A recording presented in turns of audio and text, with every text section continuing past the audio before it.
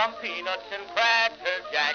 I don't care if I never get back. Let me root, root, root for the home team. If they don't win, it's a shame. For it's 1, 2, 3 strikes, you're out at the old ball game.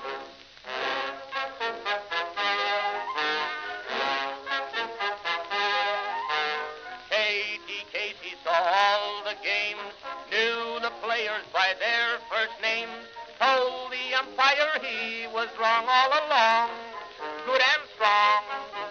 When the score was just 2-2, Casey knew what to do, just to cheer up the boys she knew. She made the gang sing this song. Take me out to the ball game, take me out with the crowd. Buy me some peanuts and cracker jack. I don't care if I never get back. Let me root, root, root for the home team. If they don't win, it's a shame. For it's 1, 2, 3 strikes, you're out at the old ball game.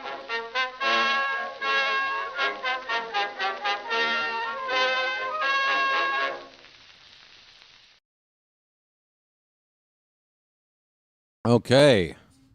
Hey, that ended faster than I wanted it to. How you doing, folks? It's your old pal, the Bird Watcher here. People call me BW for short. That works for me. Welcome back to BW Takes Over the Orioles, off-season live gameplay content as I play MLB The Show with my version of the 2026 Orioles. We're, how many games into this thing? 23 games in. We got one game in last night, and then some news broke right when we were about to start the first game of a 3-game series against the White Sox. You might have heard about it. In fact, if you're here, I know you heard about it, because if you're one of the precious few that come to my channel for this content, then you know about the trade. And I guess we'll be talking about it, but let me also just say up front, this could be another like 1-game stream.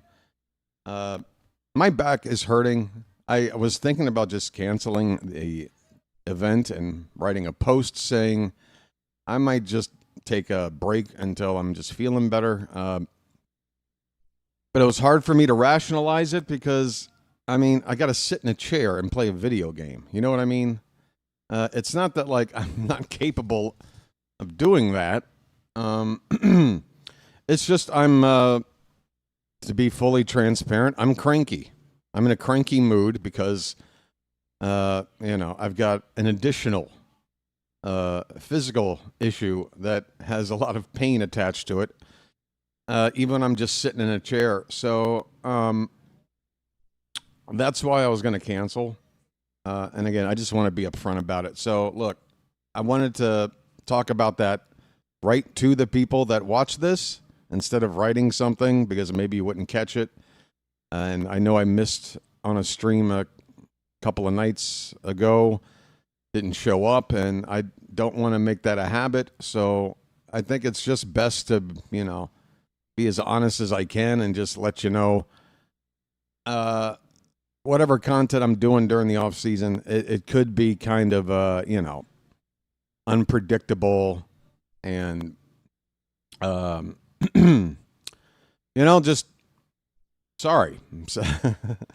I'm looking at the numbers and everything since calling the last game of the World Series for the channel. The channel doesn't appear to be being helped out by doing this content in any way, shape, or form. It's pretty much looking like last off season when I just went dark for 4 months. I would basically lose a couple subscribers a week, just on average. So I ended year 1 at a certain number, and by the start of year 2, that number had dropped by maybe 50 or 60 people. And so far it's looking like that. I've got like a negative 12 subscribers since calling the last World Series game. So if the idea is to provide this content in order to help the health of this channel, and it's not helping the health, in fact, if it's only breaking even and I'm basically running a ghost channel here, is it hurting the channel? I don't know. Like 4 straight months of very little turnout. Once I, switch back to calling play-by-play, is the algorithm going to be nice to me? I don't know. So that's something I got to consider. Maybe I should just shut it down and pop on just for breaking news type of stuff like the trade last night. I don't know. I just wanted to relax, have fun, and do this, not make it feel like too much work, but still provide something for the channel. But newsflash, I don't know how to successfully run a YouTube channel, folks. I don't know. I mean, I know all the little tricks and stuff. I know about clickbait and, thumbnails and hashtags and, front loading certain content or whatever. Like there's, the stuff you see every channel doing, which I just didn't really want to do. I've always been stubborn and I've always liked going against the grain of whatever's the standard of anything, because to me, the standard is boring. It's trite. It's predictable. I can get that anywhere. So if I can find it anywhere, why would I want to provide something that can be found anywhere? I want to provide something unique. It may not be great to a lot of people, but nobody can argue that I'm doing things my own way. Hold on one sec. I think I just dropped my blanket behind the chair and my controller is way over here. Hold on.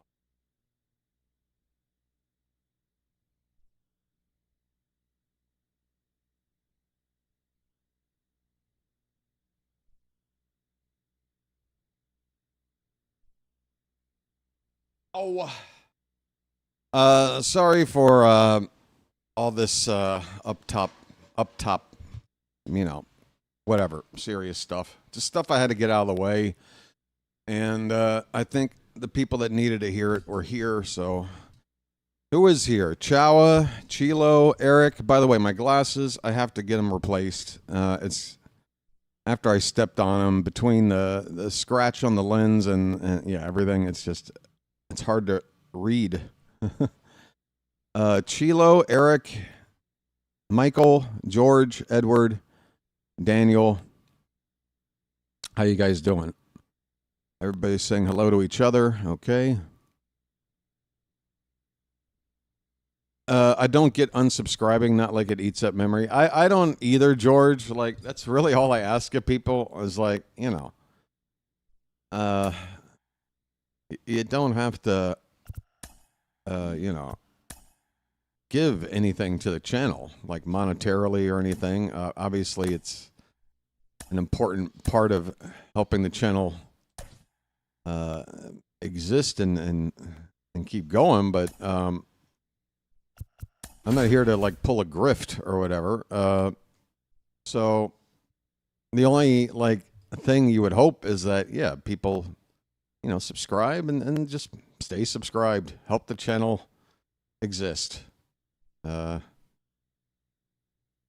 at the very least, maybe help my own, what do you call it? Confidence. I don't know. It's not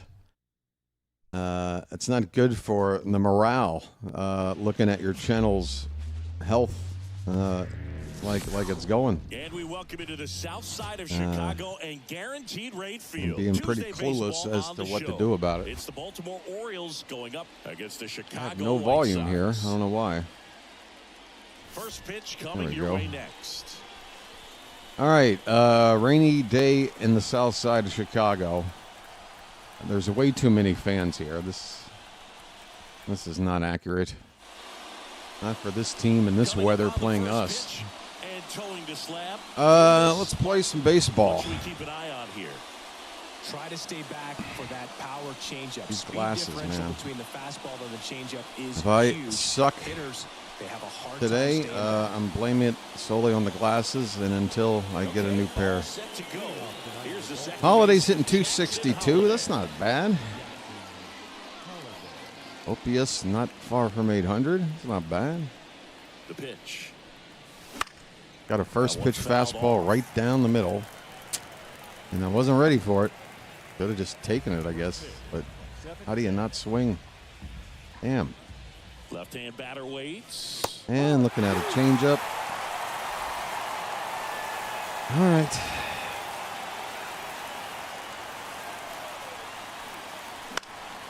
Okay, still late. By the way, the weather where I am, this is like the coldest day in my over 10 years being in Thailand. This is the coldest day. It's now after 9 a.m. It can't be. What's it? It's 74 degrees right now. It's 74 degrees Fahrenheit, which is insane. That it's daylight and it's that temperature right now. And it's windy too. So when I walked outside this morning, base hit, I think. No. Damn. That ball. First of all, that's just a nice job. 92 off the bat. That ball seemed to just slow down. Had to try to in the air, get his shoulder. I thought I had a hit there. Make a strong throw. Does show off the strength of the arm. Yeah, it's downright chilly. Can't believe it. Maybe just my body's accustomed to. And a foul ball. You know, temperatures 80 or higher all the time for so long that it wouldn't feel chilly if I'm back in the States. But what am I swinging at? But I'll be damned if I wasn't like shivering walking to the door this morning. Especially with that velocity. Foul ball. It stays 0-2.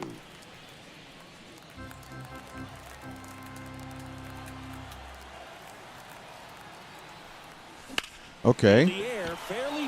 I mean, no, I didn't get it. And that'll do it. Didn't quite get that one. No scores. Come on, folks. Talk to me about the trade. Tell me your thoughts. Tell me, be diplomatic. Try and not be too crazy, okay, one way or the other. Because I think, there's a case to be made about why this trade makes sense and why you might not be happy about it or feel like we got the short end of the stick. But when you can have that kind of consistency, you have a chance to win the ball game. I think it just has to do with the names of these players that we're talking about in this trade. If we're looking at what we need and what this guy's pitching for me, and I'm we gave up to get it, I'm loving every minute of it. And if we didn't know who these names were, if we're just looking at something on a piece of paper. Again, our lineup's going to be better. I don't think you can argue against that. Which isn't easy to do against a hitter like this, known for using the entire field. I think Ward is the kind of player that should have been signed instead of O'Neill last year. Now we kind of have two versions, one that stays healthy, at least has a track record, and one that doesn't. So, and meanwhile, you had Laureano in your hands, who is arguably the best option of all three. At a nice price tag that you could have extended before, trading him away, or if he stayed until the end of the contract, until he walked. It just shows, a lack of being able to really be able to evaluate the talent levels of players by Mike Elias. I don't know how else to put it in a way. I mean, a lot of people want to jump on Elias for every move that he does, and you guys have heard me talk negatively about Elias's overall personnel moves, non-draft type of moves that he's been making the past couple of years. I'm not happy. I felt like he made enough mistakes last offseason to warrant losing his job. I'm on record with that. But he's still here, and that doesn't necessarily mean I see a trade he makes and I just immediately go, oh, there's Elias making another stupid mistake. I don't think we're going to really know if it is a mistake, whether or not it is, for years. I mean, Grayson's not going to just pop up and make 30 starts for the Angels in 2026. I can tell you that much. If he does, I don't know. What can I do? I'll shave my eyebrows. I don't know. I'll do something to wear a mark of shame. So when people are talking about, well, Grayson had this many years of control, and I'm like, yeah, but how many years of that is he going to actually be healthy in pitching? If we had 4 years of control left, in my mind, with his track record, that's really 2 years. And I think I'm being generous in saying he might be healthy half the time. So you're really talking about 2 years versus 1 year. And you're 2 years of a starting pitcher versus 1 year of an everyday position player that just put up their best season. Is it their peak, and is there going to be a drop-off for Taylor Ward next year? I really hope not. But he was a number one, or a first-round pick way back when he was, drafted. He's got a pedigree about him. It may have taken him a while to develop into a, middle-of-the-order bat that can drive in runs and put up an OPS 800-ish. Slug like 450-ish.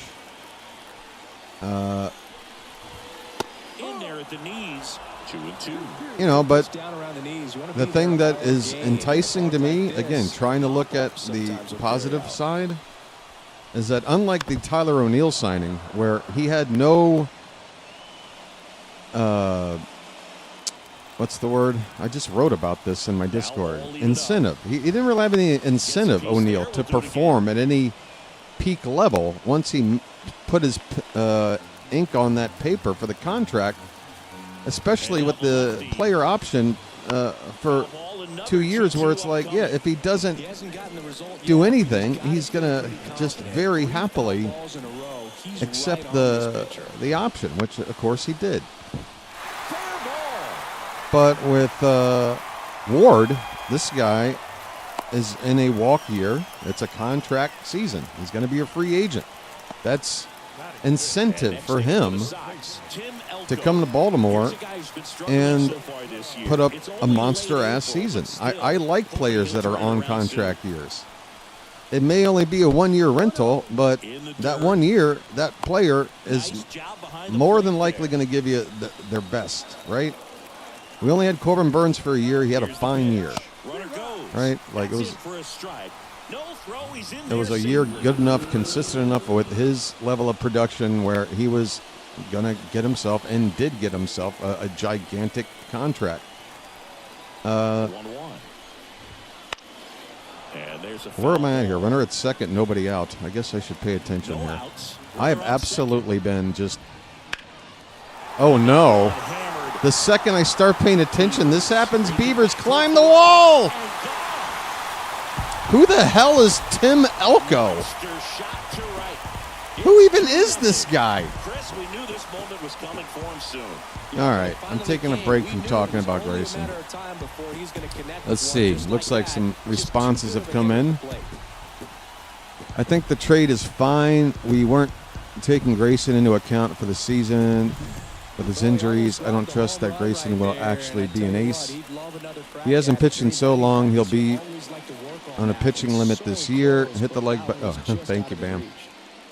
I think the trade will also look a little better when you get a couple of new starters. Yeah, I said that last night. Like, if the Orioles made this move after they made free agency moves to sign the pitching that we were, envisioning, which was knowing that we're going to trade Grayson later. Not only that, think about the leverage of it, right? Like, if you were saying to yourself, you know what, I'm seeing a future of a rotation where we go out and add two arms and we move on from Grayson. Next offering misses if the you other go way. add the 2 arms first, you're kind of announcing that like Grayson isn't a part of the plans, which then On the ground, right side. Holiday. lowers his trade Throw value, first. right? One away. Whereas if you make the move That ground ball, they now, have him back on track after the home right run. now, That's what and you've seen this designed to response do. from Get a guy to roll up a little bit, the hit the ball on the prognosticators ground, out kill some there. worms while you're at it. People are saying the Orioles need pitching. What are they doing trading pitching? Well, think about it. Again, for leverage. That misses, and that is ball. If we're acting like, man, Grayson, boy, we'd hate to let him go, but we're willing to give up a pitcher like Grayson for Ward. But in the back of our minds, we're already convinced we're moving on from Grayson. We don't believe he's going to pan out. Swing and a miss. You're going to make that, you're going to make that convincing if you do that trade now versus after. That one hit But again, to this right. all hinges on this is going to drop in. Are you kidding me? He won't get there. And That that should be 99 extra bases. speed. Now around second, going Oh for my third. God. And he's got himself a triple. Well, his hot hitting I didn't even hit continues. the He's been cutoff, getting man. great results lately. As soon as I Once that picked up the down ball the and opposite threw, I was like, field oh, wait, line, he's got just 99 barely speed. able I to should have hit the keep cutoff, fair, man. but once it dropped He in, probably would have made it he a was off triple and racing anyway. for the triple.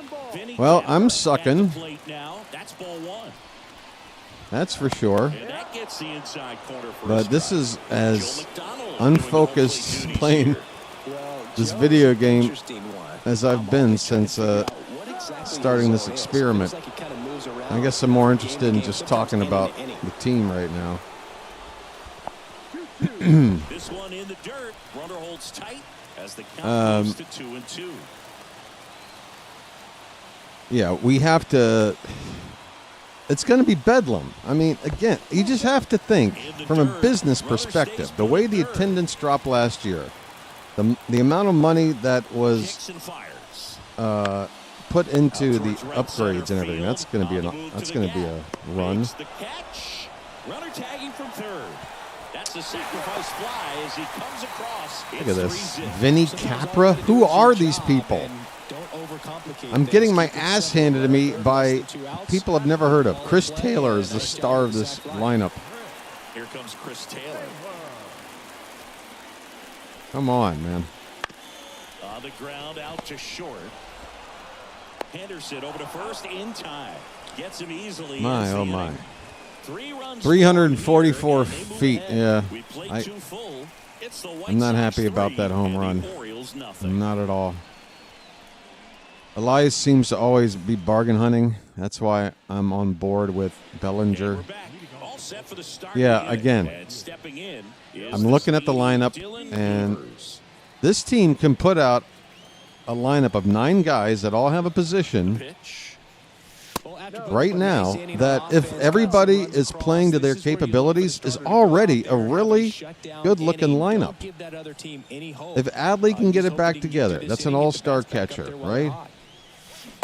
If Mayo, who showed something there in the final weeks of the season, if he can get it together, even defensively at first he was looking better down the stretch there. If Basayo, and he's the youngest and rawest of the bunch, so even if he doesn't hit his stride, if he just kind of carries his water or whatever, if Holiday takes the next step up, which needs to happen, if Cowser can, there's a lot of ifs though. I think Beavers has shown promise to not just be a flash in the pan, but Gunnar only had like 62 RBI on the season. I mean, there's just so many things that have to trend up, and that's why we all, I think, agree that it's going to be more about this coaching staff and directing this team and fixing everything that broke. That is going to determine, how good we can be next season. It's not the player personnel. We do need some pieces, obviously. We need one more, definitely at least one more starting pitcher in rotation. I think 2 for sure, even if the second one is just a 5 or even like depth. But just something beyond like right now. If we sign somebody, it'd still be like Tyler Wells in the rotation and only like Cade Povich for depth. As far as like experience in the minors for somebody who can call up and make a start. I think McDermott is now at the point of just getting turned into a reliever, I think. I'm not sure. I am not doing anything at the plate. Anybody notice yet? 25 pitches, 3 innings. I'm just swinging at everything, aren't I? Looks that way. Plus, the O's might have seen his medicals and rather get something from him before his arm blows up. I mean,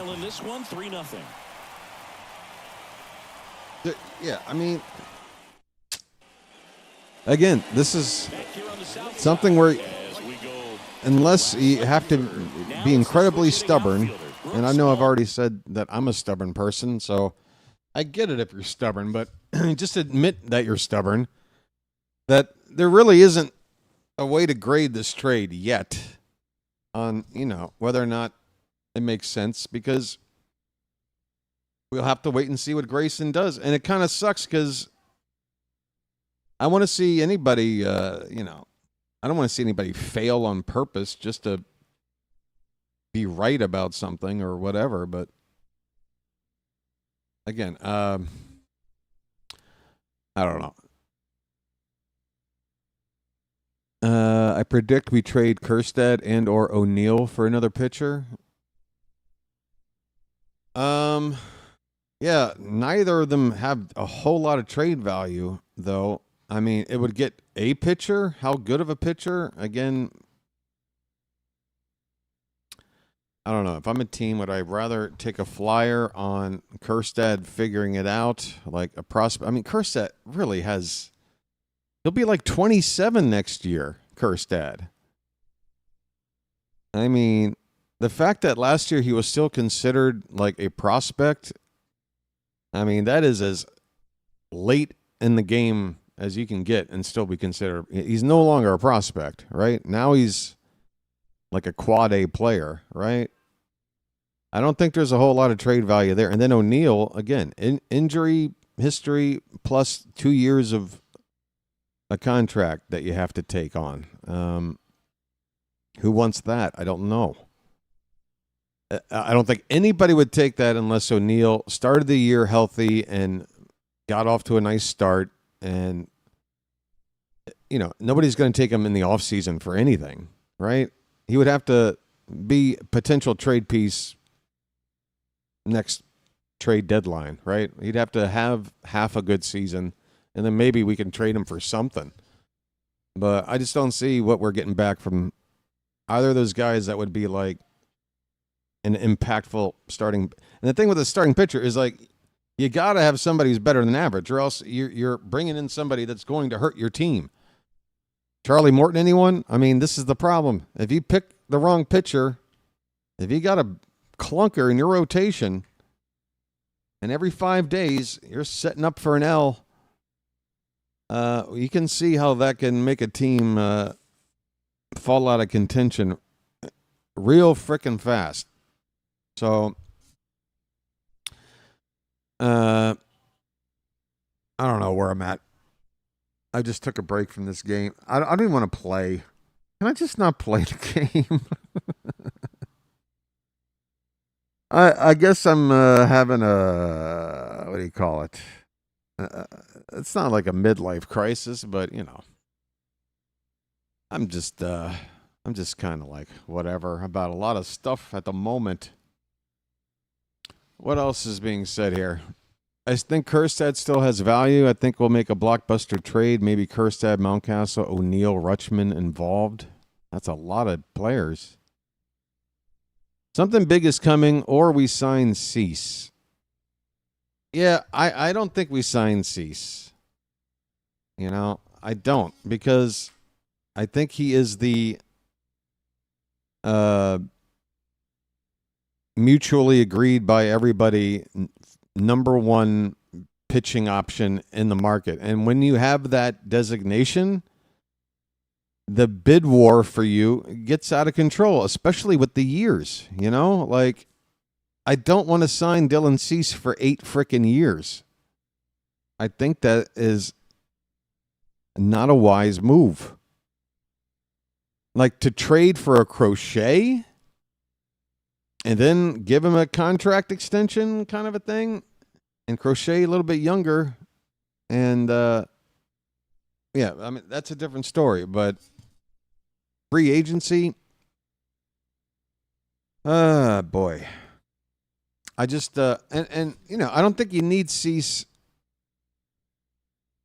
It's just, at the end of every year, you look at the free agent list, and they're ranked in order of like, oh, this is like the most coveted person on down, right? But that list can be thrown out the window normally, like 2 months into the next season. You look at what all those players who are free agents are doing now, 2 months into their new environs or whatever, and some players are off to great starts. Other players are absolutely shit in the bed, and it's like now you have to I mean, what I'm trying to say here is that Dylan Cease might be the number one guy on paper available out there, but it doesn't necessarily mean he'll wind up being the best pitcher available out there. I think Ranger Suarez is just as good of a addition as Cease.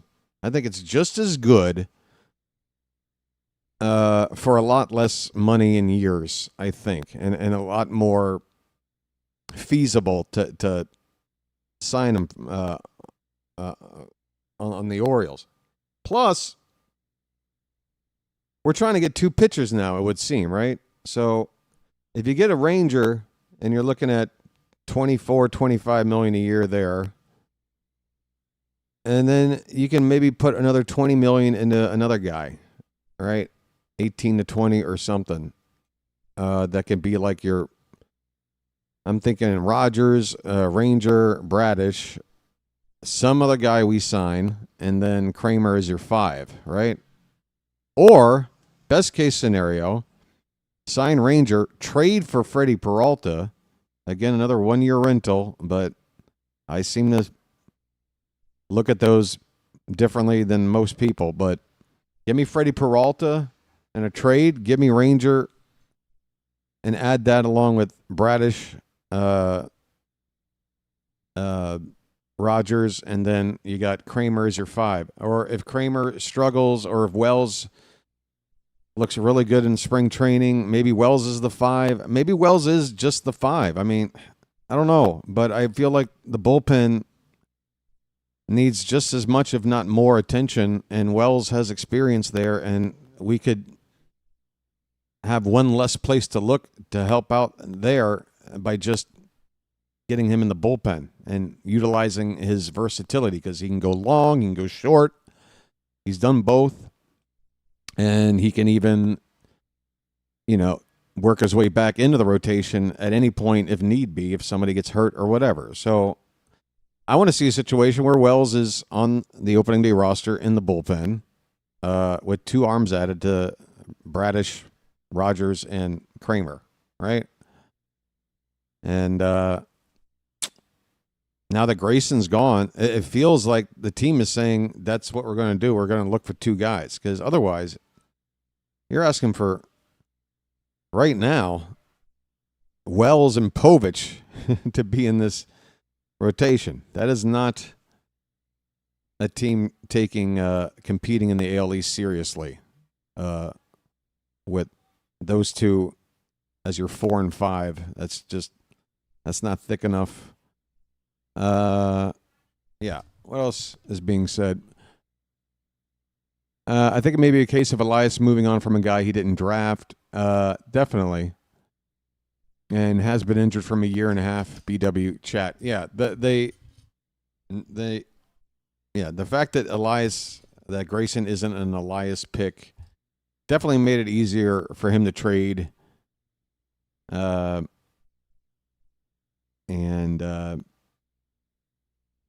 again, I think time is going to have to, we're going to have to just wait to see what this deal is ultimately going to, look like for us. Short term, I think short term, and honestly, in sports, I think you got to do a lot of short term thinking and planning, because if you got to strike when the iron's hot. If we needed a right-handed outfielder bat, right? And the free agent market this season, this offseason, for that particular kind of player was very thin. So we went out and made a move to pick up that need. That's encouraging that we're figuring out a way to do things even because it's not easy to give the money away, but it is easy to just look at a list of players that are available and go like, well, yeah, this guy, we need a second baseman, preferably a left-handed bat. Oh, he's available. Well, Nolan Gorman is available. All right, we'll just offer him no, you gotta. I'm sorry, I'm all over the place. I can't believe how cold it is. It says 74 degrees still.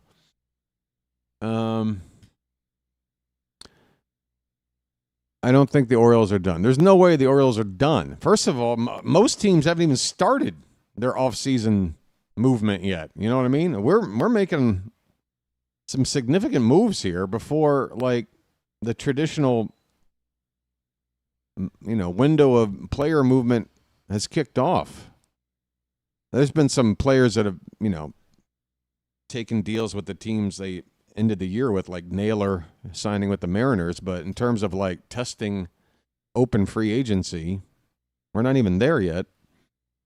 And we're already wheeling and dealing. I didn't realize Kjerstad was that. I mean, let me be fair and just check to be 100% exactly what Kjerstad's age is right now. He is 20. Okay, he'll be 27 before spring training starts. Okay, he is 26 still, but he'll be 27 on February the 12th. So yeah, that is not a kid anymore. That's a dude that's already starting to see maybe his first wrinkle somewhere.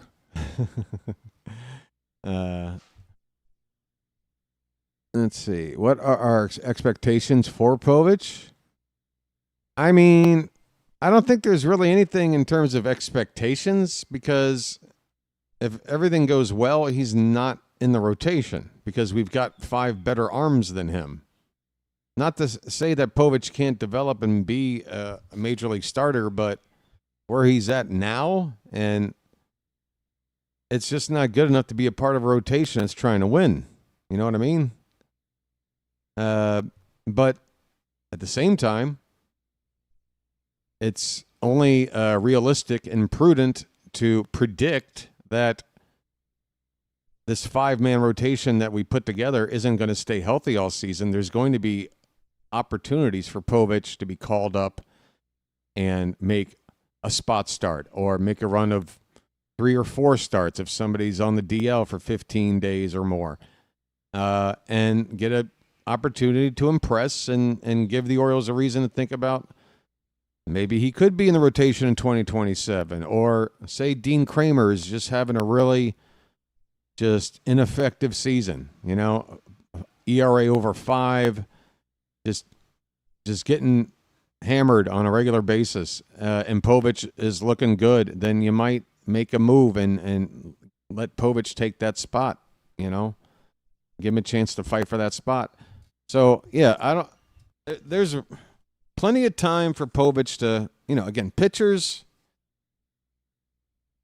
we talk about Kjerstad and like, oh my God, he's about to be 27. He's ancient. And as a position player that honestly doesn't really even play a position, I mean, Kjerstad in the outfield is a nightmare. How is that going to get better when he's now closing in on 30? I don't think so. Honestly, I don't know what you can get for Kjerstad. I'd just rather keep him in the organization and see if there's like a 10% chance he could figure it out and become like a DH. Because I just don't see anybody giving us anything for him as is. I mean, he's damaged goods, right?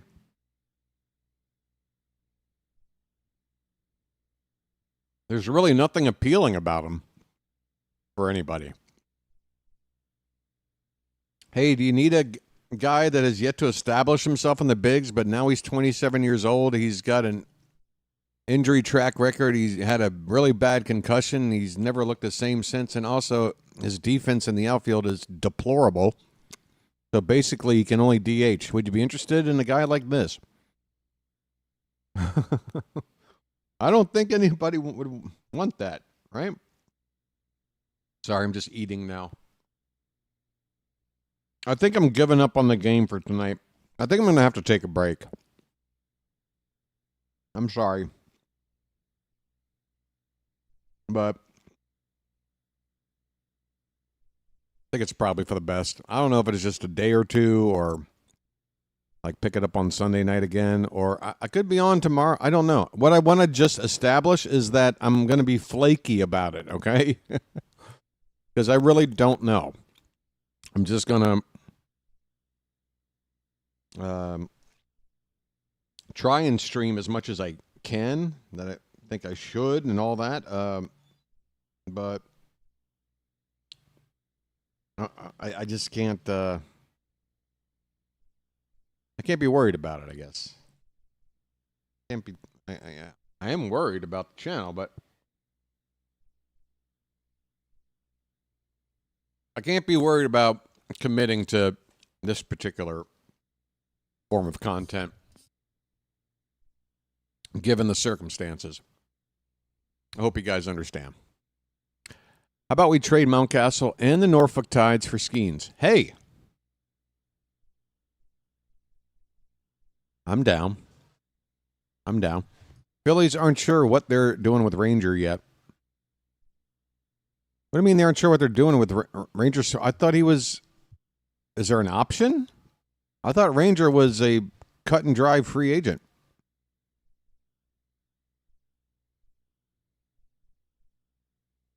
I thought Ranger was definitely available. I mean, I guess anybody can re-sign whichever team they're wrapping up their contract with right now, but that's the first I've heard that the Phillies might hang on to him. I mean, for what it's worth, even talking to play-by-play with JJ, who covers the Phillies, he made it sound like Ranger wasn't going to be back. Frankie Montas. It's fine, BW. I hope your back stops hurting soon. I hope so, too. I mean, I went through... You guys... Were you... It had to be, right?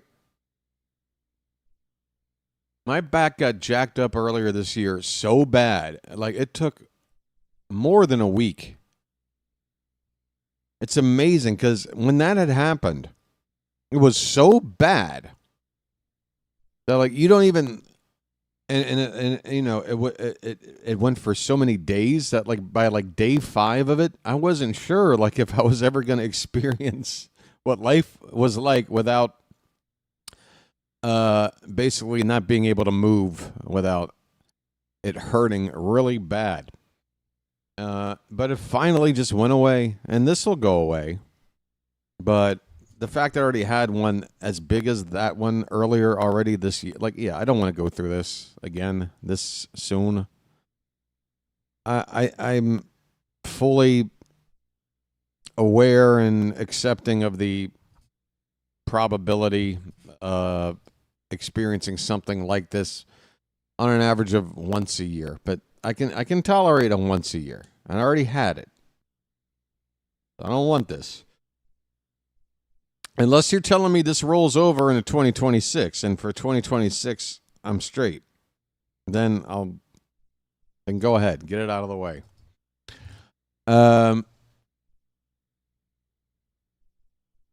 Yeah. So where are we at here?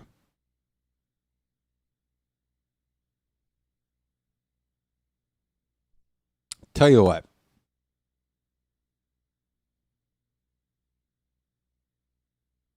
I don't know what to do. I want there to be something. If I'm going to do this season franchise thing, I want it to be legit. Like, I don't want to cut corners or cheat around something. Like, I'm losing 3-0 to the White Sox here. Like, I'm willing to forfeit the game and just take the L. But I'd still have to play the game out. I mean, if I were to, like, sim it the rest of the way, what if the Orioles came back and won it? Then I'd feel bad. Well, all right. I'll tell you what. I'm forfeiting this game. And I think I know how to do it. I'm just going to throw a bad reliever, my worst reliever in, like, right now without a warm-up in the middle of the third inning. And then sim it. Whoa, what did I just... Something popped. I don't think Elias trades Grayson without a plan to get a frontline pitcher. Well, the thing is, Mr. Hyde, I haven't even read the second half of your... Sorry, but I'll get to the second half. But just to address the first half, even if Grayson were still here, we still need a top-of-the-rotation guy. Whether you want to say it's a guy above Trevor Rogers, a guy equal to Trevor Rogers, or a guy that is just behind Rogers based on that sample size of, what was it, 18 starts, 20 starts from Rogers. Wherever you want to put it, it's got to be up at the top end of the rotation, right? We've needed that regardless of Grayson. The fact that Grayson goes means we need a second arm for the back end, or to improve the back end, like choices, right?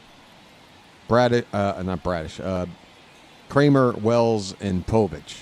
Like, again, there's potential for those guys, all of those guys, to be helpful, but you want an upgrade from those options, right? Something like somebody that will slot in more like in Bradish land, right? Put Jorge Mateo in as a pitcher. I wish I could. Let's see.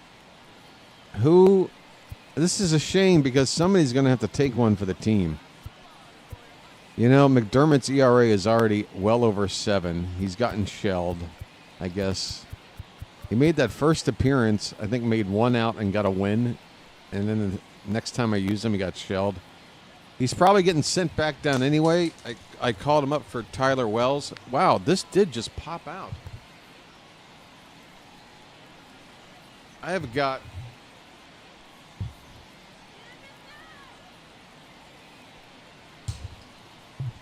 That is a... Where's the nut to keep it in place? I think my nut slipped out. Okay. Just more stuff to break. Yeah, I think McDermott's going to have to take one for the team here. Hey, maybe this is maybe this is a believable simulation. Just throw McDermott in. McDermott gets the ball now. Just throw him in there. So they're looking for quality pitches out of. And then what I'm going to do? We're gonna chill and just play around a home run derby, just so I can feel good about crushing baseballs out of the Polo Grounds. We'll come up with a fun matchup and get out of here. Okay. I'm thinking Brooks Robinson versus Frank Robinson in the All Robinson Derby. I don't know. Got to do his best to keep the score right. Wait, is Frank in this game or not? I know Brooks is. Is Frank in the game? I can't remember. No, you don't get to warm up. All right, let's see what happens. Please. Wow, look at that. 1, 2, 3, and the Orioles immediately start getting on. Oh my God, we've taken the lead immediately. You're kidding me. All right, they took the lead back. Bases loaded, nobody out. Sack fly. And maybe I should just jump in here. Oh, we're taking the lead now. There it is. Oh, thank you, White Sox. Boy, that move to McDermott, that might have been pretty unconventional, but you can't argue with the results. Holy cow. So this is what my offense can do when I'm not playing with him. I did not realize. Look at all these runs. The Elko experiment. 11-7.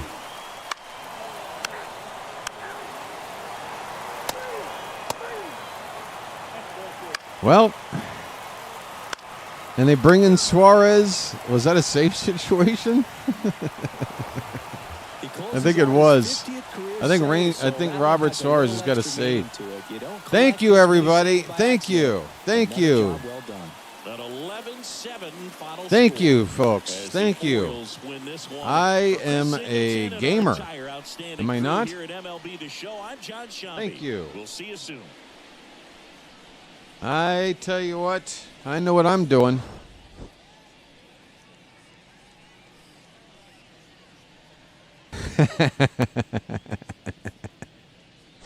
Did I just cheat? I tried to punt. I tried. I just threw a completely not ready to pitch McDermott into the game. And yeah, it's my best offensive day.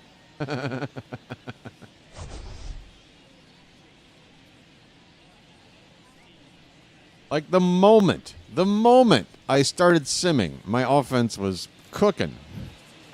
Like, oh, this is how they would hit if it wasn't me in control. Okay. Interesting. Teoscar 4 for 5. Cowser 3 for 5. Jackson 2 for 5. Double. Homer. Look at this. Look at this. Look at this. Look at this. Thanks for joining us here tonight. And we remind you to please drive home safely.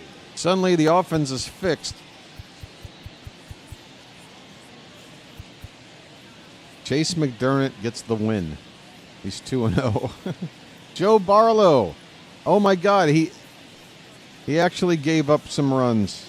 All right, so there you go. I had to pay a price.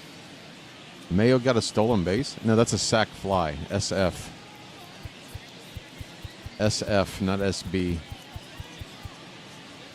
So yeah, Barlow. I get Aiken with a sub-1 ERA. All right. Yeah, let's just play something that's no tension, no stress. Let's just relax and hit some home runs somewhere. And then I'll get out of here.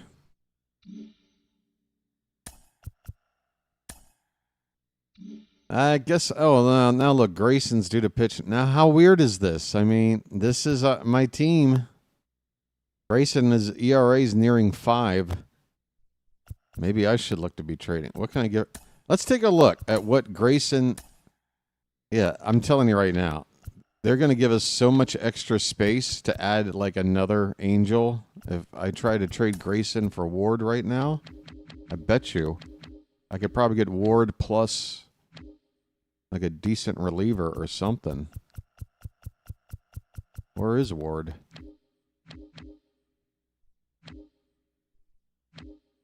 Where is he? Oh, there was an off-season, so he got signed somewhere else. I have to find him.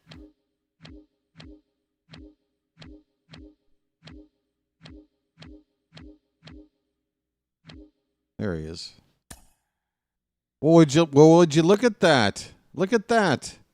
According to the show, this is a pretty even trade. Now, if I add the worst reliever, it's saying it's saying the Angels want more. Like a over the hill crappy ass reliever. Otherwise, this is an even trade. This is an even trade. And that's something? Well, I guess I'll just have to make it. What? What'd I do? Huh? What? Oh my God, BW's Orioles have just pulled off a trade just not even a month into the season. Folks, this is highly unusual, but breaking news. The Orioles have added Taylor Ward to the team. What? Now what do I do? That was so stupid. I don't have a good number 5. I don't have a good number 5. Why did I just make this trade? Povich, come on up until further notice. Welcome to the team.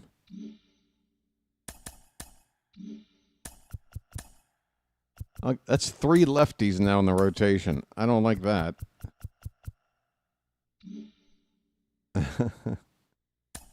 And then I'm probably going to have to, like, knock Jeremiah down to AAA. Because Teoscar now feels like... Can't Ward play, like, third? He can play first. He can play first and third. If I put Ward at first...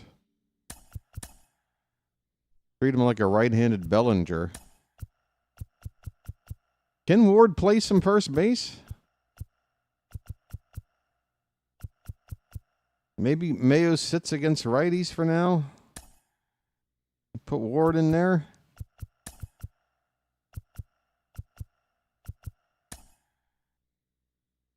And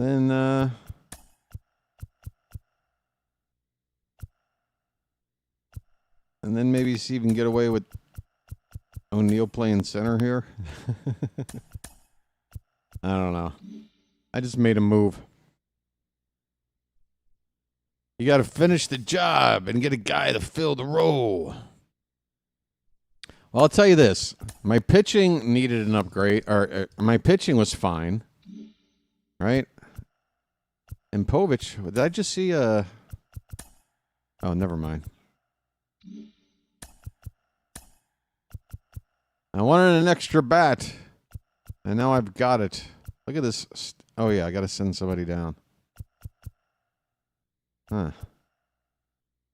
Maybe Rivera goes down. Neither can play middle infield, so I guess Rivera goes down.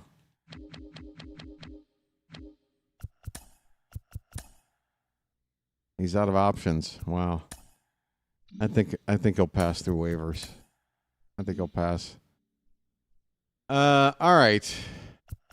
So I've managed to blow up my team on a whim just by doing a mock-up of the Ward for Grayson trade, and I just went ahead and did it. I just went ahead and did it anyway. I don't know what I'm doing.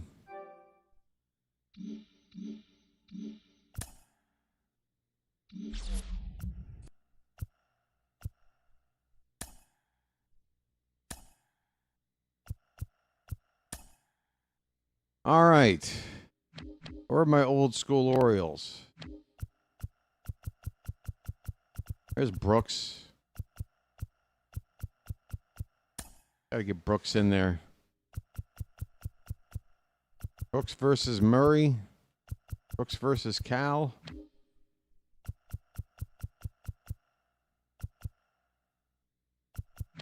I guess there is no Frank Robinson. I want to say Frank was in the game at some point.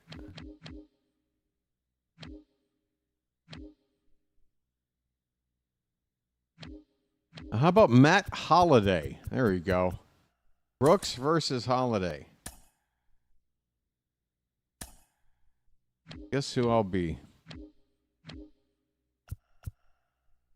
Both right-handed hitters, so stadium doesn't really matter. Let's go somewhere old.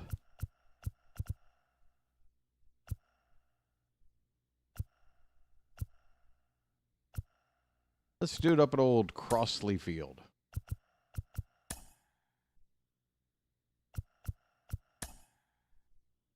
I'm going to show Matt Holliday how to hit. Show this guy. Oh, can I do Matt Holliday versus Jackson Holliday? That could be funny for 3 seconds.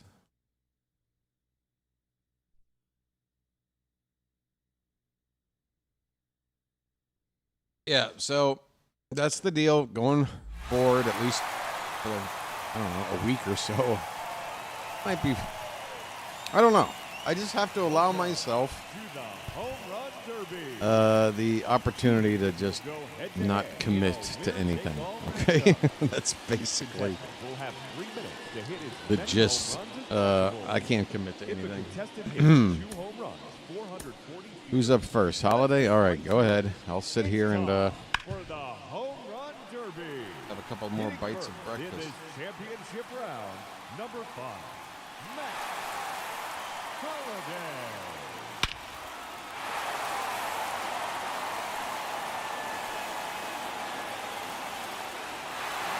Another home run.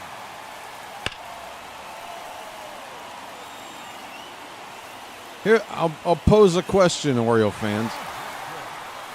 Just about every player on our offense last season regressed in some way, right? Even Gunnar, leading the team in most offensive categories, was still down, especially with the homers and the RBI. Who of the 9 guys, and the 9 guys I'm talking about right now, includes Taylor Ward. So I'm talking Adley Rutschman, Sammy Basayo, Kobe Mayo, Jackson Holiday, Gunnar Henderson, Jordan Westberg, Colton Cowser, Dylan Beavers, Taylor Ward. Which of these guys are you most optimistic is going to bounce back in a big way or take the next step in a big way? If you're talking about Basayo or Mayo or Beavers. And then which of those guys are you most worried about isn't ready yet, like a Basayo? Or is the version that we saw last year more than a better version we saw before, like a Cowser? Is Cowser really his sophomore version, or is he? And if you're going to just throw a name out, you need to tell me who you're. Again, I'm throwing out 2 questions. Feeling best about, I guess, and then feeling most worried about. I'm assuming Mr. Hyde is saying he's most confident in Gunnar. So you're thinking Gunner's going to return back to that MVP runner-up form? Like a top 5 bat in the league? I hope so. 30 seconds left. Basayo not ready. I think defensively it's already kind of a given. And then, yeah. I know he's going to. He's just still so young. It's possible that he can,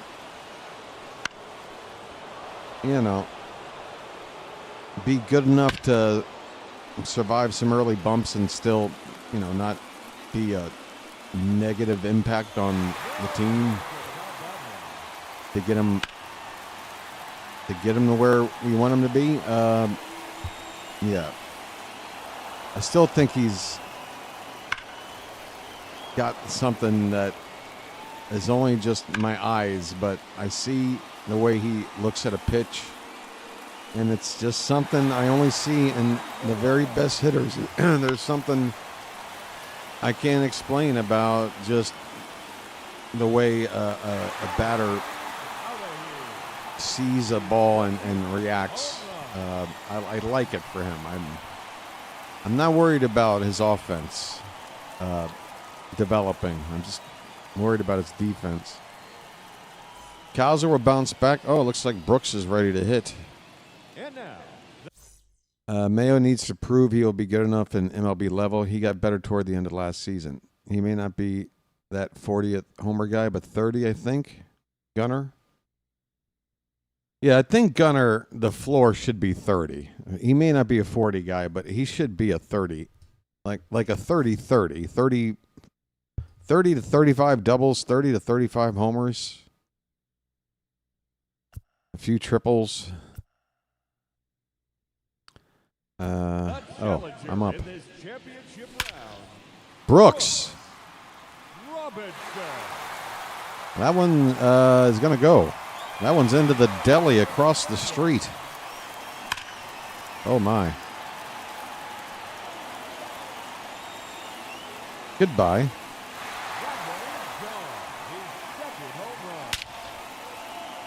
Could that clear the scoreboard? Could it clear it? It cleared the scoreboard. Wow. Feeling that stroke, are we, Brooks? Doink. That's a line drive. That one out over the plate, and I try to pull it. I don't think I'm going to get it. Oh, wow.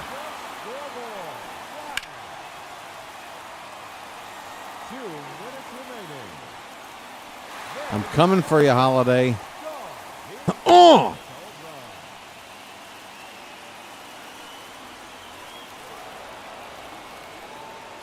Just peppering left center. That ball had a family. 483. Good grief. That's a Roy Hobbs shot.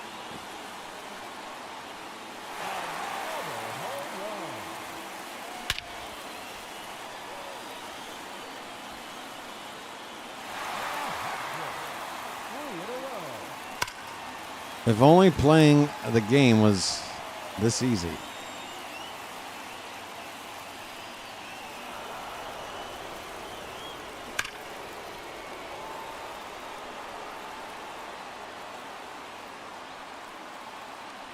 Nice. I need a break.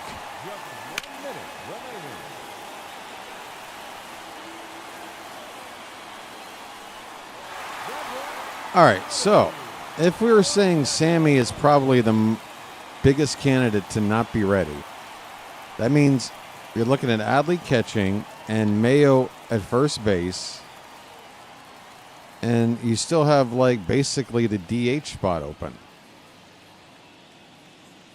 You got Beavers. I mean, unless you want to count O'Neill as an everyday player. But that's what I'm saying. Like, I don't want to look to O'Neill as an everyday player if Basayo doesn't work out. I want to add another bat. And that's why I still think Bellinger makes sense if we want to make a splash. Even though we already signed an outfielder, Bellinger can play first. Bellinger can still play center if Kowser's. Kowser's going to need days off. I mean, we got Leody Taveras as a backup. But if Kowser doesn't work out, as an everyday player, then you could use Bellinger in center field.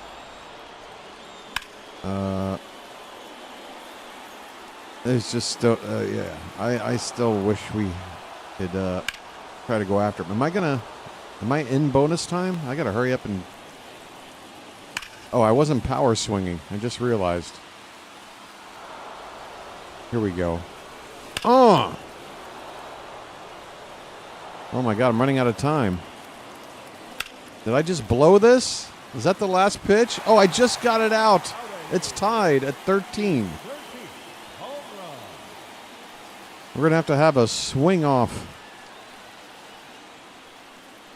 It's weird seeing Brooks Robinson pound like modern Gatorade.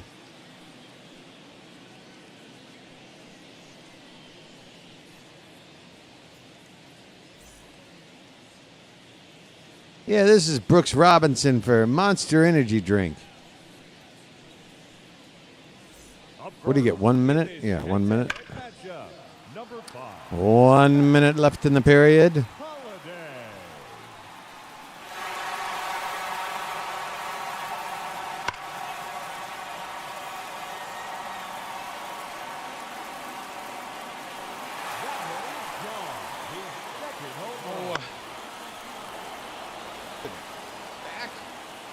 Fuck. 30 seconds left. There it is. His third home run. He might get 4 or 5, right?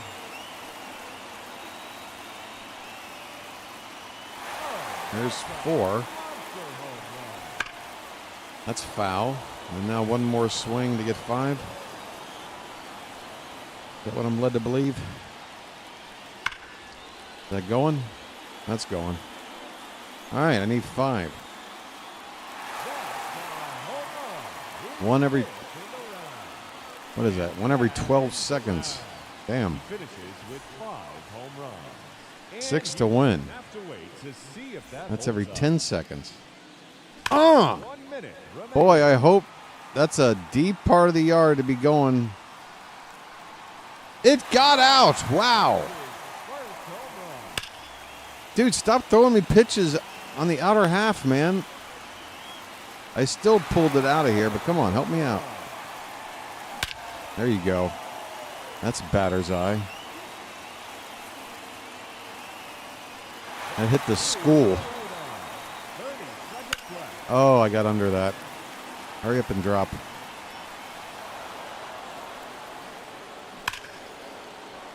All right, one more to tie, I think. Is that not big enough? Oh, just cleared the yellow line there.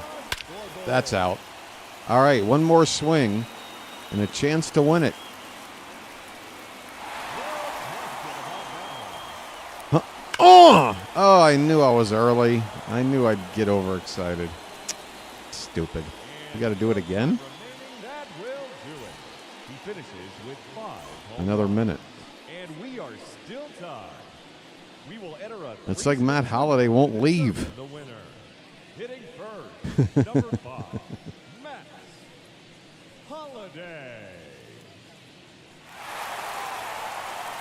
Hooray! Let's see what he can do. Yeah, so you look at the players that potentially might not be able to hack it like in an everyday lineup. And I think there's 4 guys that's are, you know, the ones to worry about more than the rest, and that is Basayo, Kobe Mayo, Dylan Beavers, and then Colton Cowser. The first 3 because simply they have yet to establish themselves, period. Like they're on their way. Basayo's barely on his way, right? But like, and Cowser is the one sort of aberration in the group because he has shown that, you know, rookie year can do it, but huge decline last year. So you have to think those 4 guys, one of them probably is not going to cut it, right? Just the odds. Are all 4 going to cut it? The odds are 1 won't. And 3 of these 4 guys we're talking about are left-handed. So the odds are it would be nice to get a experienced quality bat, one more left-handed, that could cover the positions from these 3 guys we're talking about that might not be able to cut it. Basayo, Beavers, and Cowser, who all play in positions, if, you know, we're counting Basayo as a first baseman, all playing positions that Bellinger can play. I know I've probably explained it too much if you've heard me on every stream or read everything I've ever written in the Discord. You've already heard me say this, but this is why I'm so adamant about, you know, if you're going to make a big splash, put it on Bellinger. The Yankees still want to re-sign him. Everything I can see, the fans want them to re-sign him. The Yankees aren't just moving on from him. I think they are going to pony up with an offer. So that's yet another reason I'd love to get him, to pry him away from New York, have him play for us against the Yankees. And I just think with the market the way it is these days and the track record of Bellinger, a guy that's played in the three biggest markets, right, without ever having any history of being a problem, to me speaks to the kind of person I feel comfortable investing 6 years at $30 million a year, a contract $180 million, and if we got to make it $200 million to one up the Yankees, then do it. Give them an extra $3-4 million a year. Do it. Do it. Get it done. All right.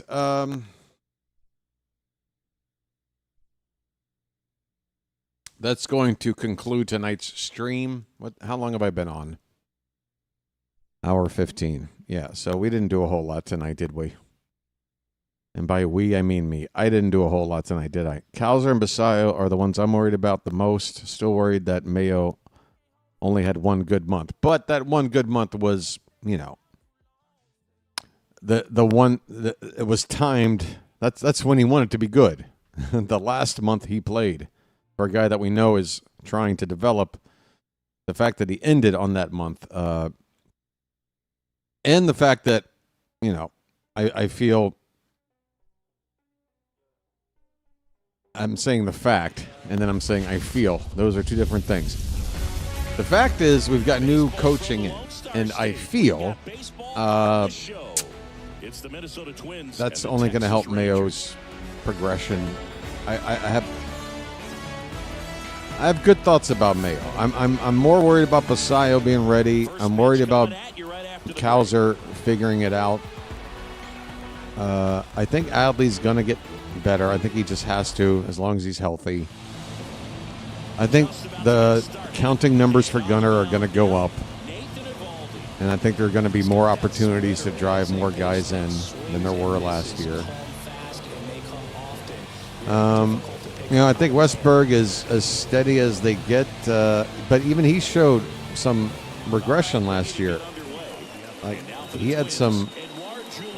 I remember when I was saying his first year or so about just how consistent he was, and he would never be in a long slump. And Westberg did have one or two sizable slumps from my recollection this past year. But yeah, I think Westberg is a nice, solid, dependable contributor in every part of the game that he's involved in. Excuse me. We're not getting Bellinger after the Ward move. I mean, I can understand feeling that way, but I also know that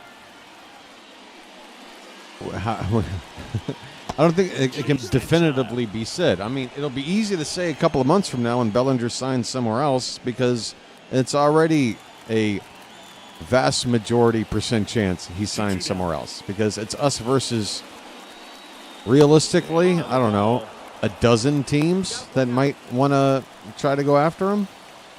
10 teams? I don't know. Not the whole league, but a lot of teams.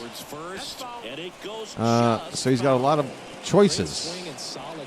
And we don't know what his priorities are. He might be like Burns and just want to play in a particular part of the country or something.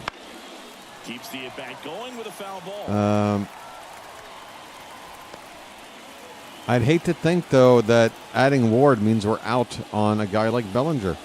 It'd be different if Bellinger only played the outfield. But it's the additional, you know, what do you call it? The dimension by playing first base. The other team folds because they know how dominant I just really want him.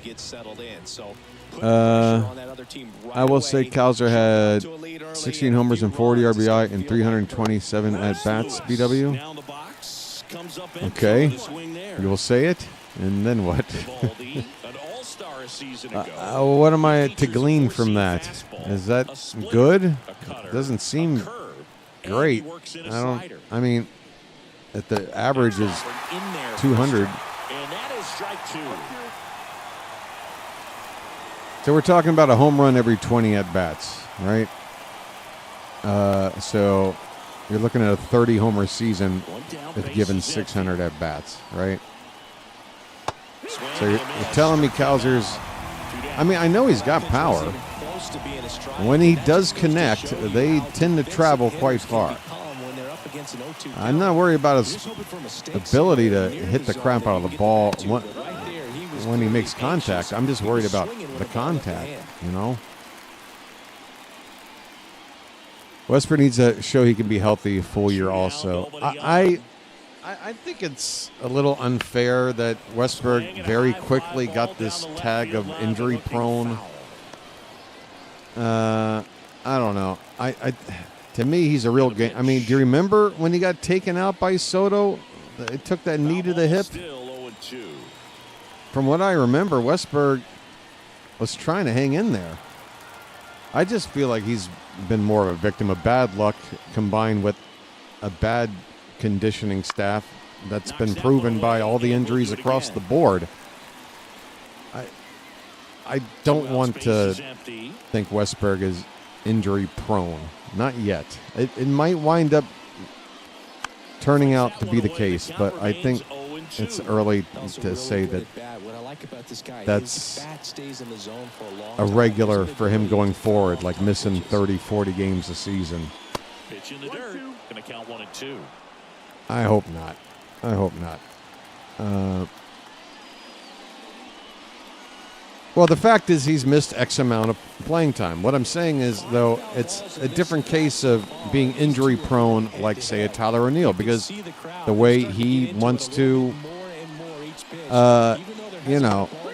work on his body and stuff, I don't think I'm alone in saying this, that it has an adverse effect on your agility and makes you more prone to injury. Like that's an injury-prone player putting himself in that position by making a choice to do that. Like Westburg has gotten hurt basically by, like he hurt his foot. Remember that one play, his foot on the base at second, right? Like they've just been weird plays, and normally they've been plays where he's hustling or doing something. I don't know. I'm protective about Westburg, and I'm not saying that anybody. I'm not saying you, Phantom, are trying to make him look bad or anything. I just don't think he deserves the tag of being injury prone. I think he can have a nice, full, healthy season coming up.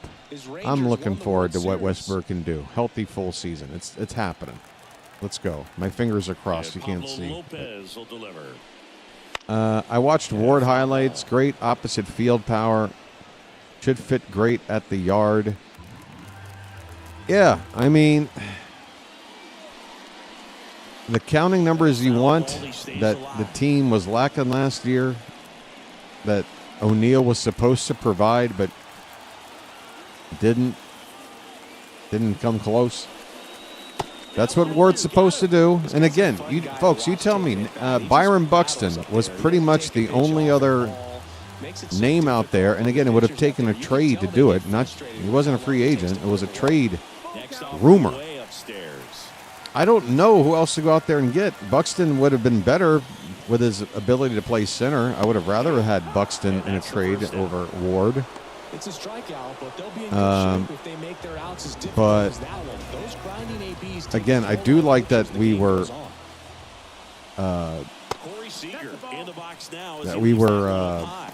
what's the word?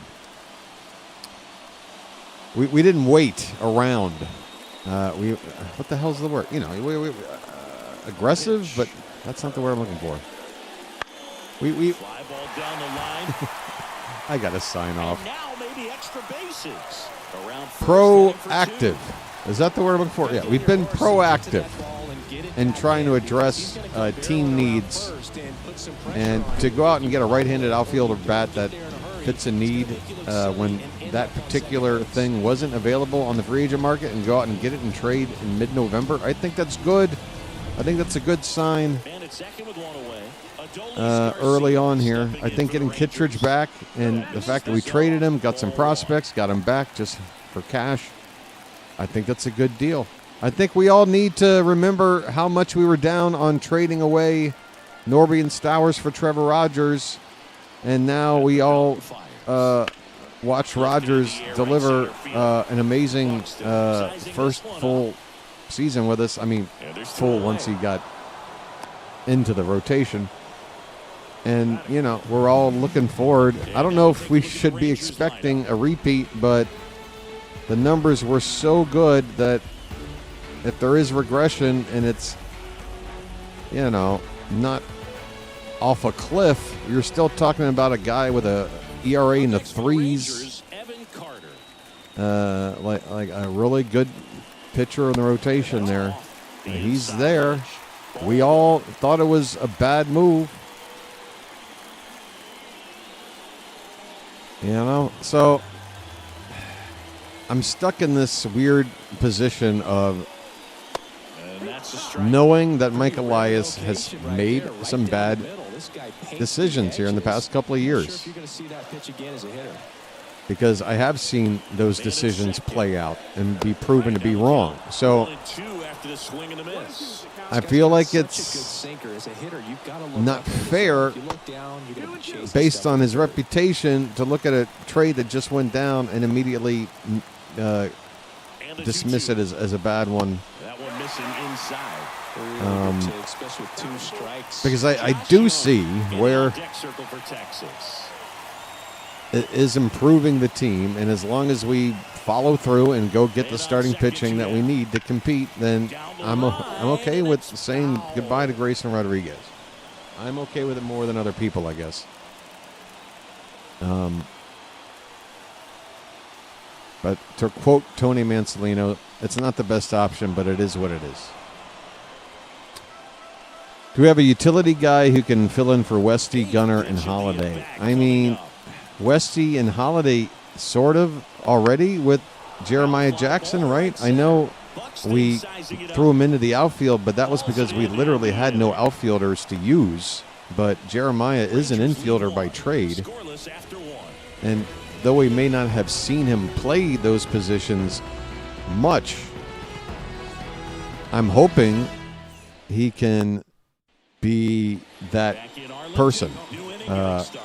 Because we know what he can do. He's got a nice little bat. He's got the additional versatility of being able to play out in right field. Not an above-average defensive option, but adequate, I feel. So, yeah, you have Taveras. You have Jeremiah Jackson. Those are two guys on my bench right now. And Tyler O'Neill as part of a platoon. That's a third guy. And then what are we doing about a backup catcher? Are we going to have a third catcher? Everything's going to depend on how Basayo looks in spring training. I don't think it's any guarantee Basayo's on the opening day roster. If he has a bad spring, I think it makes sense to start him down in AAA and work on catching as many games as possible and playing first. It's 2-2. Spent most of 2025 bottom five in most major categories. And a pitch. Who's that? That one a little bit high, and the count's full. Carlos Correa. It's like getting a Santander that only hits right-handed, or getting Tyler O'Neill again but can stay healthy. He strikes out a lot, Taylor Ward. Get ready for a strikeout per game. I think my biggest fear with Grayson trade is that I've not seen evidence that we're going to succeed in acquiring that starting pitcher that we need for a long-term deal. But what evidence is there to get, like, what evidence is there to obtain? Like, is your version of evidence like Jeff Passan speculating that the Orioles are looking to add a? I mean, because I have seen headlines from the talking heads in the industry saying that the Orioles are going to pursue a frontline starter. So I'm hearing opposite points of view about that. Again, I'll just put it out there. If the Orioles do not land a Ranger Suarez caliber arm in free agency or a Freddie Peralta arm in trade, then I will lay the hammer down on Elias and say enough is enough. And unfortunately enter this season feeling pretty pessimistic about our chances of doing anything other than maybe floating around 500. Now it's the switch hitter, Carlos Santana. If we've got a rotation, late swing, foul to the left. that's not, significantly upgraded. 38 years old. He joined the team as a free agent. We've seen them try in the last couple of years and fail. I'm sorry, Phantom. Could you explain who we is and what they were trying? Because the delay, I'm already not sure what you're talking about. I better sign off. Can I turn this game off? Good grief. Enough of this game.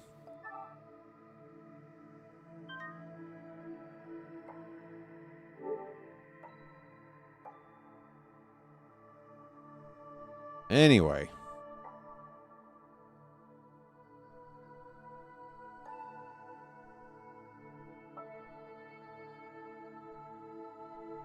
Go off.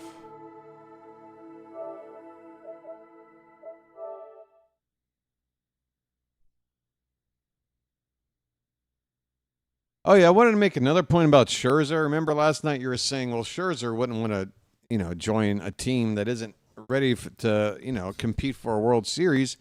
Well, surely that was his mentality last offseason, right? And like I said, if the Orioles do go out and add to this team in a way that says, hey, we're trying to make a run here, I do think Scherzer could look at us because the Blue Jays were in last place the year before 2025, right? In the offseason, when Scherzer signed for them, he was signing for what at the time was a last place team. But, of course, he didn't look at him as just simply a last place team. He looked at him as a team that had talent like, some good starting pitching and hitters like Guerrero and Bichette and all that. And he said, yeah, I can see a team like this competing. I'll sign for them. And lo and behold, he's pitching in the World Series. So, again, if Scherzer, and it makes sense to me, if I'm Scherzer, I only want to pitch for a team that has postseason aspirations. So I guess Scherzer is going to, and I think he's probably the best non-biased person to make this decision about how good this Orioles offseason is. If it gets to a point where we've made the moves we're going to make, but still want to add a starter, and Scherzer's still out there looking for like $12 million or something, and we approach him and he says, no, I'd rather retire, then I think he has probably graded our offseason for us and whether or not we've done enough to compete. I don't know if we'll ever get that scenario to play out exactly that way, but if we did, it'd be interesting to see whether or not he would play for us.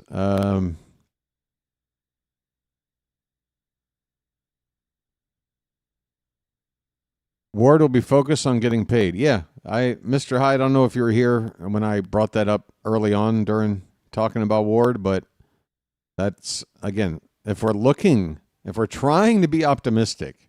Oh, my God, I just realized you're staring like at a bunch of color bars. Sorry. We'll take it over here. Hi. If we're trying to be optimistic, you have to feel good about Taylor Ward potentially putting up a big offensive season. He's got the incentive to do that. I also feel that, again, this is all based on the personality of his, which I don't know personally. I don't know. But if he's a good ball player with a good heart, I think this is a perfect situation for him to play to his best potential, be a leader in the clubhouse, because he is going to be an older player on this team. And I also want to make that point, by the way. I wrote about this in my Discord, but just in case. The argument of, like, I can't believe we traded Grayson for this guy. He's going to be 32 years old. Like, you couldn't get a guy, like, still in his 20s. And I'm thinking to myself, haven't we all been in universal agreement that this team was too young and too inexperienced, and we lacked leadership, and it was clear as day watching this team day in and day out in 2025? Like, nobody was in charge. Nobody was rallying this team. If Taylor Ward can take on that responsibility, if he's looking forward to being that guy, then that's another dimension to this addition to the team that you have to consider, be excited about, and if it works out, then yeah, this is, I think, potentially a solid trade. You know, maybe we didn't, fleece them. Maybe we didn't fleece them, but again, I was very worried that we were going to settle for what was available in the market in terms of a right-handed bat in the outfield, and the options were nobody as productive as Ward last year, not even close.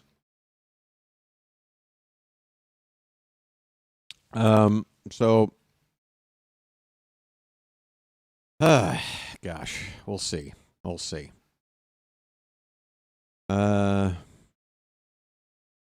Best move my Jays did was get a hitting coach that knew what he was doing. I hope we get a hitting coach that knows what he's doing. But I can't imagine a scenario where the team does any worse, right?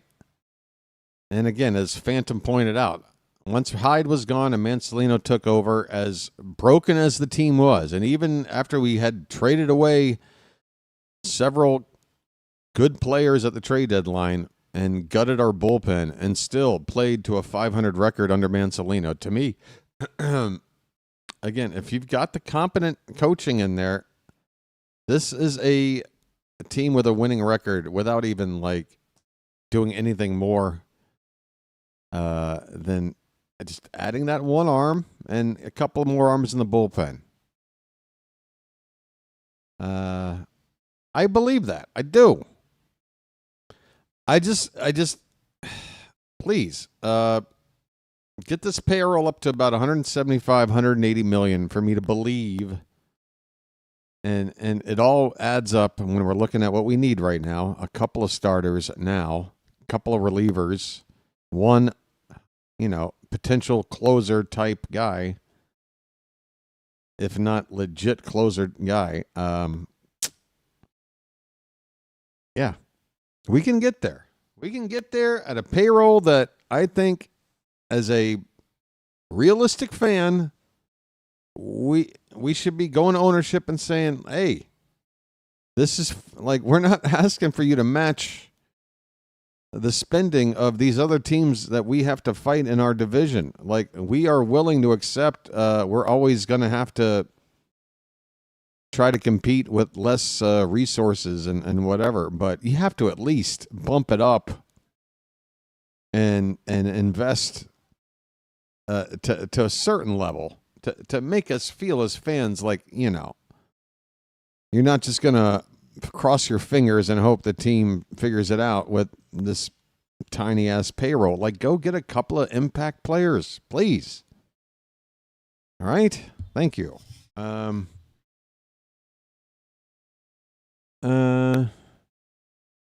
I had so much hope last year in the offseason, and we still didn't get a long-term deal. Yeah, I mean, that was the worst thing about the last offseason was Burns walked, and I'm like, and everyone's like, why did we do that trade if he's just going to walk after 1 year? And I'm saying, look, we just go, we find that other ace. I was hoping for a trade for Crochet. The fact that he got traded to a division opponent and wound up second place in the Cy Young Award voting with so much more, career left to go, and an exciting, really good arm that we could have.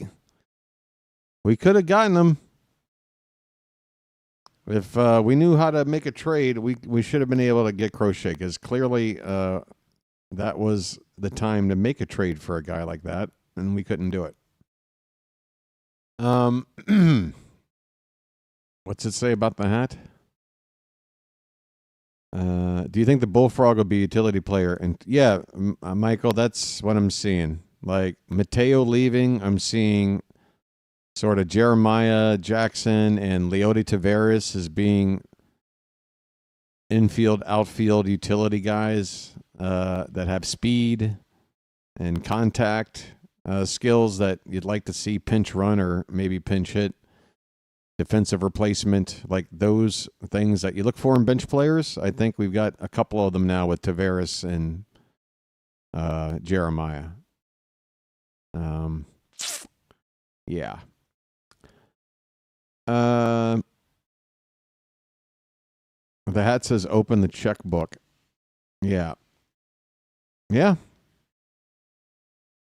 But again, as I sign off, just to try to make you folks feel optimistic. Look, when the time comes and everything is in its place and you take a step back and you look, I will give this team a very fair evaluation. And if I'm thinking that they've underachieved this offseason, I will let you know. But I think it's just too early to be too to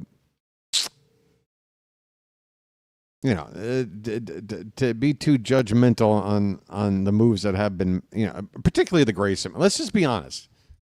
Basically, any prospect we had or package of that would have been dealt to get Ward, I think everybody would just be really excited about this bat we just added. It's all about the fact that it's Grayson and that potential that was shown. I mean, God, the guy basically had like one nice half season, and I know he's got good stuff, but damn,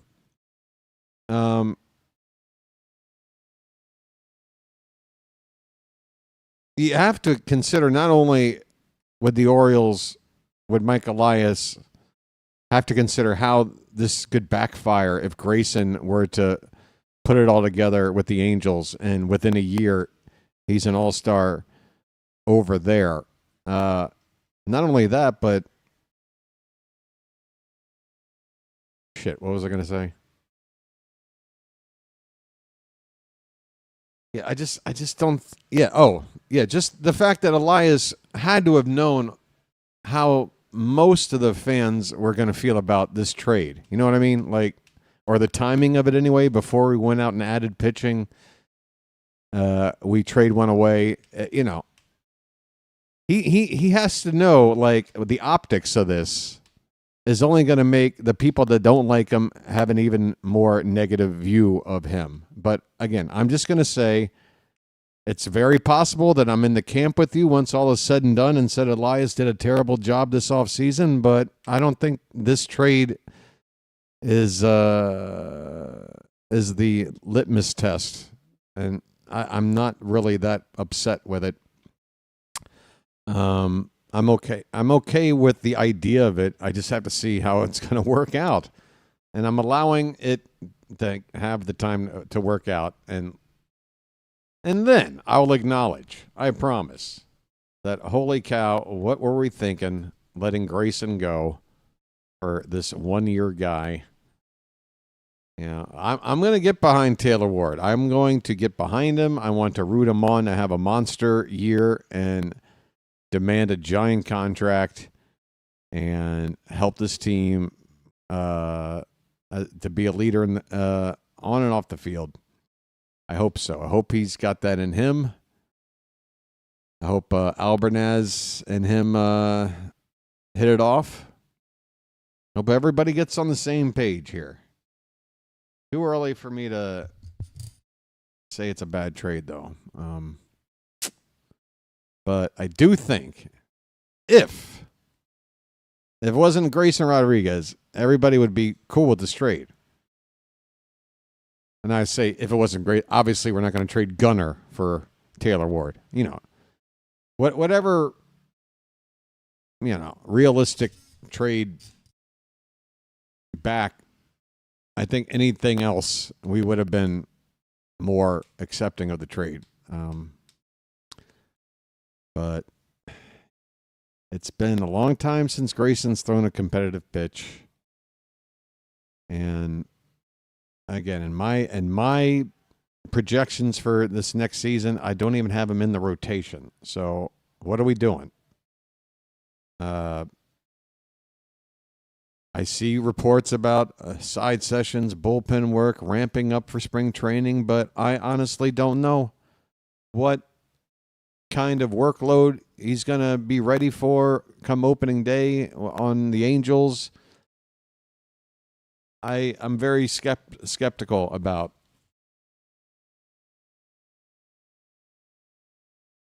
what kind of impact he's going to have short term and long term.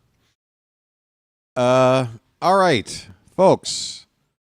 I'm going to sign off, and what night is it? It's Thursday morning here, and so it's Wednesday night. So tomorrow night would normally be the last night of a week of streaming.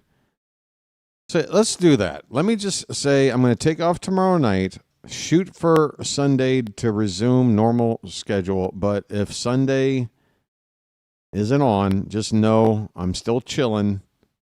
And I'll be on soon. I do appreciate the warriors that are hanging with me for this style of content, honestly. So I don't want to do you wrong, but thanks for being here. And let's see what's going on probably Sunday night, okay? Hey, if the Orioles make another major move between now and Sunday night, I'll go on. I'll definitely go on if there's a big piece of breaking news. Enjoy the Orioles chat, guys, later. Okay, guys, you guys have a good night. Go Orioles. Go O's.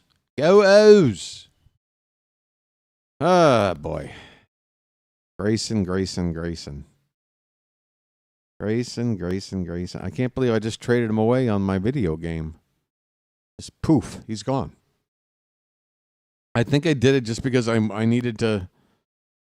It's like getting it over an old spouse or whatever. Like you don't want to. I don't want to turn on my video game now and see Grayson on the team. I had to trade him away for Taylor Ward. All right, take care, everybody. Have a good night. Have a good weekend. If I'm not back till Sunday night. All right. Until then, this has been the Bird Watcher, and it is still the 10 o'clock hour. I'll check and see if somebody else is streaming that I know. Nope. Okay. Then I'll chirp at you later. Have a good one, everybody.